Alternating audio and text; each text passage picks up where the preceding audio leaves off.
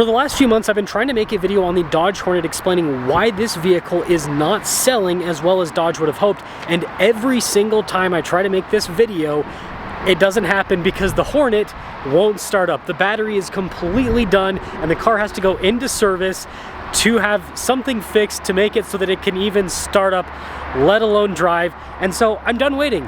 I'm gonna make a video, and this video is not going to be positive, and the fact of the matter is Dodge just messed up on this vehicle. They make great vehicles.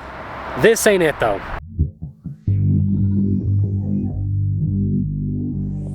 So this particular Hornet is a 2024 and it only has like 2,000 miles on the odometer, and this is traded into another dealership, which means that the person that owned this was fed up with it after only 2,000 miles. And let me remind you, this car stickered for almost $50,000 brand new because it's an RT, and right now it is being sold pre-owned for well under $30,000, meaning the original owner lost about half the value in this car in only 2,000 miles. And the only reason you're gonna do that is because you really, really regretted buying a specific car. So other than this thing not being able to start up whatsoever, what other things would cause someone to not want to own one of these? Powering this is a turbo 1.3 liter 4-cylinder hybrid. It's paired to a 6-speed. It puts out 288 horsepower and then 383 pound-feet of torque. And this isn't just a regular hybrid, it's a plug-in hybrid, so it actually has electric driving range. But anyways, you already have a very small displacement turbocharged engine, which in other automakers has been pretty problematic when it comes to reliability. You pair that with a plug-in hybrid system, so you have two different powertrains that have to communicate with each other. And yeah, of course this thing is going to have issues, which include this dying all the time, even though it has a massive battery pack, which you think it wouldn't die in that case. Now let's actually talk about something positive before we get into more dirt, and that is the looks of the Hornet. I think that Dodge actually did a fantastic job with styling this car. The wheels look really cool. I actually like the Hornet badge. Sorry about the angle, it's tight here, but the back end with the light bar looks really cool.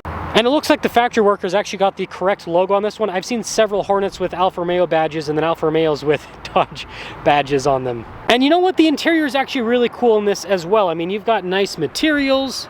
These seats are really cool looking. I love all of the trim. And by the way, the battery's so dead that the power seat function won't even work. Anyways, it's got this cool steering wheel with the giant paddles on the back. Again, this is a vehicle that shares a lot with its Alfa Romeo sibling. And I'd love to show you the UI with the gauge cluster and the infotainment system, but that's obviously not going to happen. And this has nice luxury features like dual zone climate, for example, and they still have physical buttons for important stuff like your drive mode select, your volume control. It even has a nice shifter. And this one even came with a sunroof. And one look at the original window sticker and you'll see this thing is loaded up with tons of cool features. Also, this is way worse than I thought. Yeah, $52,180. Whoever traded this in, I feel so bad for you. I am sorry this happened to you because, yeah, that is a level of buried that is just absolutely painful. This thing is, again, I don't know what trade-in value was, but this is posted online for about half of that. So, like, that's rough. So, the point I'm trying to make here is I think we can all agree this is a cool looking car. Now, this one's not too bad, but a lot of people complain about the fit and finish on these in general, where it's just not as good as you would expect considering the price. And some of these have had issues with the braking system where it's not functioning properly. And there is another major problem that I can't show you in this video because, well, the car is dead. And that is the performance with the hybrid powertrain. Plug-in hybrids in general just tend to have lackluster performance because you've got two different powertrains trying to communicate with each other. There's stuff that's lost in translation, and so sometimes you'll get jerky performance. The Hornet definitely has that, but you add that with general electrical reliability issues, and it turns into a nightmare quick where the powertrain just doesn't feel all that smooth. It's all over the place with the performance, and then sometimes it just flat out doesn't work. And this has happened with not just the Hornet, but also with the Grand Cherokee 4xe, with the Wrangler 4xe, where people have a situation where the hybrid assist just doesn't exist anymore and it's all engine and it feels like the car is going to explode. And now that I think about it, the fire recall that was on those 4xes means that, like, literally some of the cars did in fact explode because some of them randomly combust. I don't think that's happened with the Hornet, but they also probably didn't sell enough for that to, well, I don't know, we'll just move on. And so with all of this being said, here is the conclusion that I come to with the new Hornet. Now, I think the concept of the Dodge Hornet is actually really cool because most of the vehicles that are sold under the Stellantis umbrella here in the US are really big, really expensive, and well, some of them are kind of sporty, but most of the sportiness is from tons of horsepower rather than handling. And so this being a smaller, lighter weight, better handling vehicle, sorry, I just got something in my eye there. Anyways, this being a smaller, lighter weight, better handling vehicle means that it's something unique within the Dodge brand, and so I think the concept's great.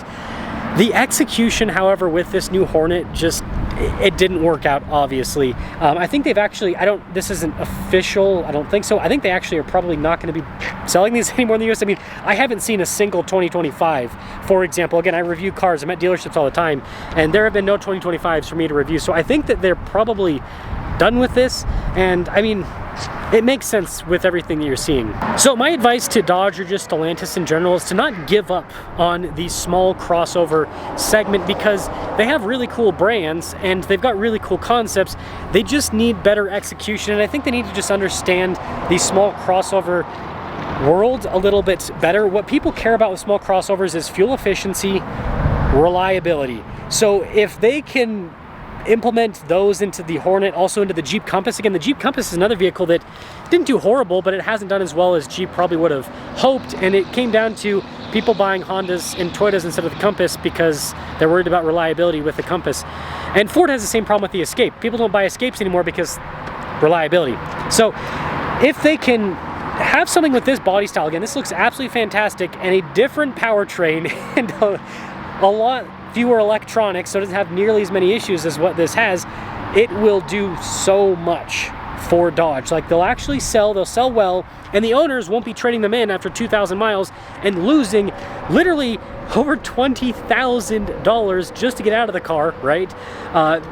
Because they'll actually enjoy the vehicle. Let me know your thoughts on the Dodge Hornet situation. Let me know what your advice to Dodge would be with the Hornet. Do you think that my take on it is accurate, where Dodge should have focused on reliability and fuel efficiency first, and then had a focus on the sportiness and all of that based on, again, like I said, what I think crossover people want? So let me know your thoughts on that, and let me know if you'd even buy a small Dodge SUV. Do you guys think this is just pointless? Do you think Dodge should just focus on big cars like the Durango and, you know, Chargers and Challengers and all that? That'd be interesting to hear from you as well. And by the way, for those of you wondering what this got traded in on, it was a Land Rover. Yes, that is correct. The reliability of the Hornet burned someone so bad that they figured that a Land Rover would be a better, more reliable vehicle for them than the Dodge Hornet. I mean, yeah, I had to rub salt in the wounds. I'm sorry. It had to be done.